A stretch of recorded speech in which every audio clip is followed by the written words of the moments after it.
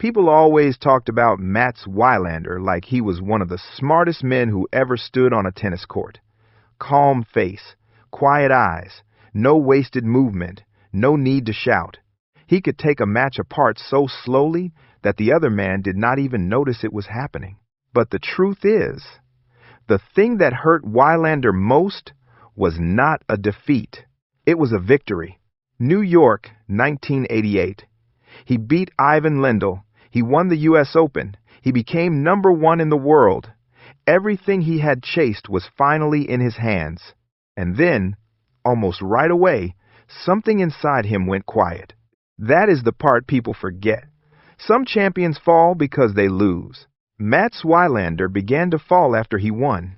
Let me take you back to that night in New York, because this is where the story really starts.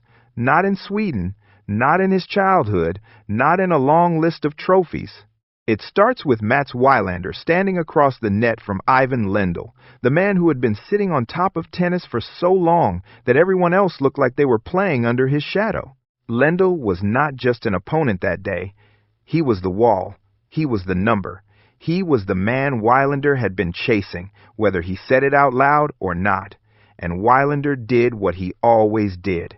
He did not storm the court. He did not play like a man trying to make noise. He stayed there, point after point, ball after ball, calm enough to make the other man feel rushed. That was his gift. He could make pressure look quiet. And when it was over, the world saw the perfect ending. Wilander had beaten Lendl. He had won the U.S. Open. He had already won in Melbourne and Paris that year. Now he was #1. If tennis had a script, this was supposed to be the moment where a new king walked in and took the room. But life is not that clean. Because sometimes the thing you chase for years does not feel the way it was supposed to feel when it finally lands in your hands. Sometimes the trophy is there. The cameras are there. The handshakes are there. Everyone is smiling at you like you have just become free. But inside, there is no explosion, just a strange quiet. And for Wilander, that quiet was dangerous. Because before that night, there was always someone ahead of him. There was always one more reason to suffer. One more reason to wake up tired and still go hit. One more reason to bleed through another practice. But after New York, the question changed. What do you chase after you catch the man everyone told you to chase? That was the first crack. Not a bad loss, not a scandal, not an injury, a win. The biggest win of his life took something from him that he did not know how to get back. The strange thing about losing hunger is that it does not announce itself. It does not walk into the room and say, "I am here." It comes quietly. It comes on a normal morning, a hotel room, a half-open bag, a racket waiting by the door, another car to the courts, another practice session that used to mean something. Before 1988, every day had a face. Lendl was ahead of him. The ranking was ahead of him. The next major was ahead of him. There was always a reason to push one more hour, to stay one more rally, to make the legs burn a little longer. That is how champions live. They need something in front of them, something to chase, something to hate, something to prove wrong. But after New York, Wilander had caught the thing he had been chasing, and that can be a dangerous place for a certain kind of player, because the body still knows the routine. The hands still know the grip. The feet still know where to go. But somewhere deeper, the reason starts to thin out. He could still play. That was never the problem. He could still read a point, still change pace, still make an opponent work harder than he wanted to work. But tennis is not just about knowing where to hit the ball. At that level, it is about waking up with a reason to suffer for one more inch. And that reason was not as sharp anymore. People on the outside saw the same calm face. They saw the same quiet walk. They saw Mats Wilander still looking like Mats Wilander. But opponents feel things before the crowd does. They feel when a ball is not quite as heavy. They feel when a man gives them one little breath where he used to give them none. They feel when the door is no longer locked. That is when danger begins. Not when a champion becomes bad. when he becomes slightly less frightening. And Wilander, maybe more than anyone, had been built on that quiet fear. He did not terrify men with noise. He terrified them with patience. He made them believe the match would never end unless they broke first. But now, something had changed. The pressure he once put on others had started to turn back toward him. Being number one did not free him. It followed him into every locker room, every warm-up, every first point of every match. And the cruel thing was, the title everyone dreams of had started to feel less like a reward and more like a weight. Even in the greatest year of his life, tennis had already shown him one place where that weight became harder to carry: Wimbledon. Wimbledon was the place that never quite let Mats Wilander in. That sounds strange when you talk about a man who could win almost anywhere. He had won in Australia, he had won in Paris, he had won in New York. Give him time on a court, and he could make tennis feel like a long argument he was always going to win. But grass did not give him time. At Wimbledon, the ball stayed low. The point moved fast. The court did not wait for his mind to build the trap. That was the cruel part. Wilander's great weapon was not only his hand, it was his patience, his reading of the moment, his ability to make another man play one extra ball until the match slowly turned. On grass, sometimes there was no extra ball. In 1988, that mattered more than ever. He arrived at Wimbledon with the season still wide open in front of him. Melbourne was already done. Paris was already done. The dream of something huge was still alive. Maybe people did not say it too loudly, but they could feel it. If Wilander could get through London, the year might become something tennis would never forget. Then Miloslav Messier stopped him. No big show, no wild scene, just one of those losses that leaves a mark because it reminds a man that even in his best year, the game still has a locked door. But here is the thing. That missing Wimbledon title should have kept him hungry. It should have pulled him forward. It should have been the ache that made him wake up and say, "Not yet." Instead, the trophies he did win became heavier than the one he missed. After that year, the fall did not come with a crash. That is why many people missed it. Mats Wilander did not explode in public. He did not give the newspapers one ugly picture to print.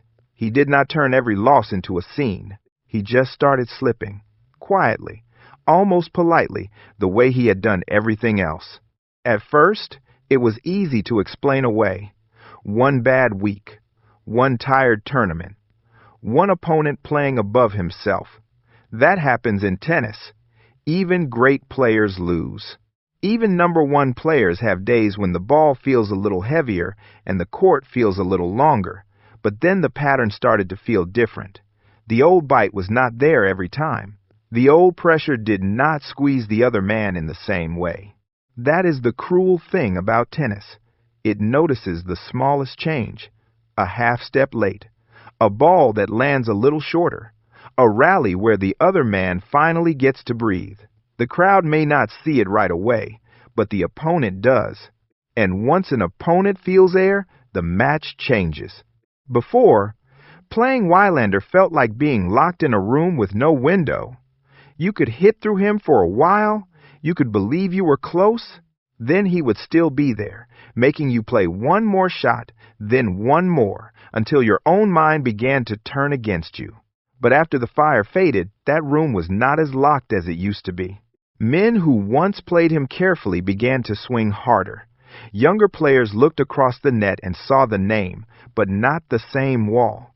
They still respected him. Of course they did, but respect is polite.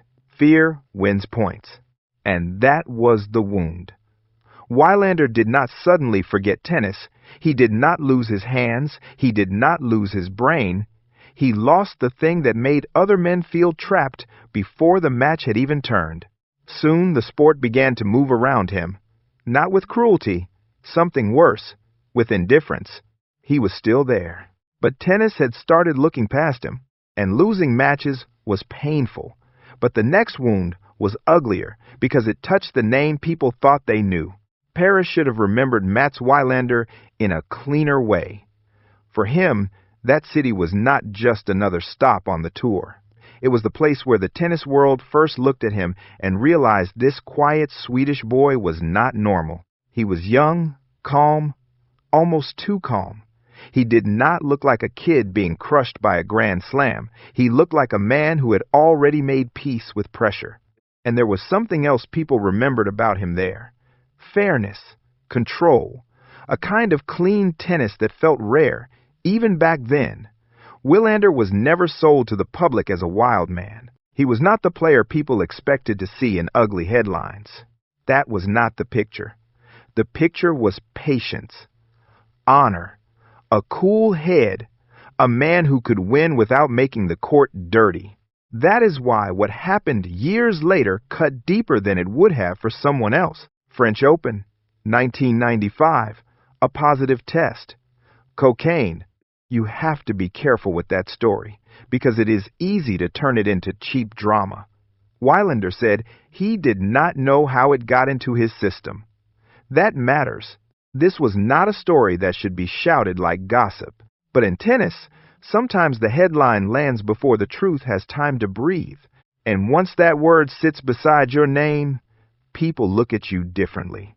For a louder player, maybe it would have fit into the chaos. For a rebel, maybe the public would have shrugged and said, of course. But Wilander was not built that way in people's minds. He was the calm one, the fair one, the man who made tennis feel controlled. So the word did not just hit the body, it hit the memory. It made people look back at a clean image and notice the crack. It did not erase everything he had done. It could not.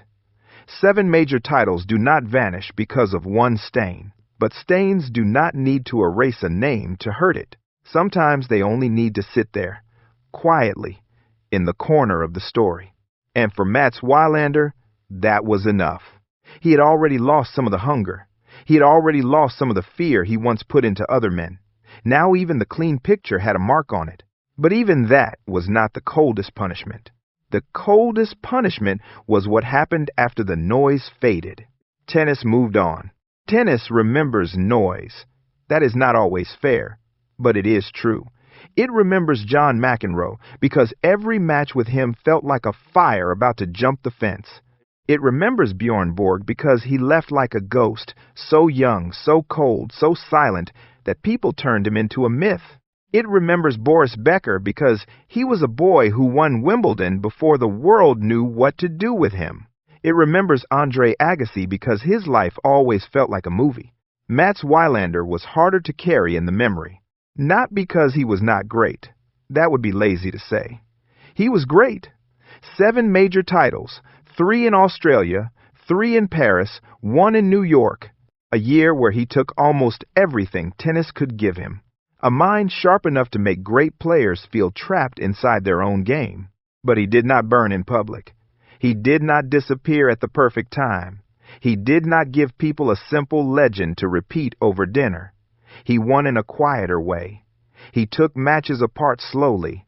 He made other men tired, then unsure, then broken. That kind of greatness is harder to sell, and that became the final wound.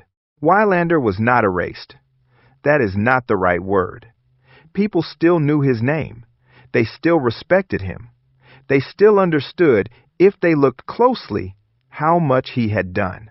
But respect is not the same as being felt. A man can be in the record book and still be missing from the room when people talk about the past. That is what happened to Wilander. He had the record. He did not have the myth. And maybe that is why his story hurts in a quieter way than Borg's. Borg left, and the silence made him larger. Wilander stayed, and somehow the silence made him smaller. He did not fail to become great. He became great, then watched tennis remember louder men first. And that brings the story back to the same cruel question.